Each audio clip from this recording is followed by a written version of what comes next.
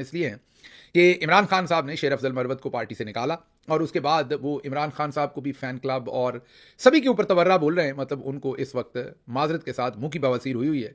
जो उनके मुंह में आ रहा है वो बोले जा रहे हैं, बगैर किसी सबूत के, बगैर किसी बात के। मतलब कुछ भी बोले जा रहे हैं।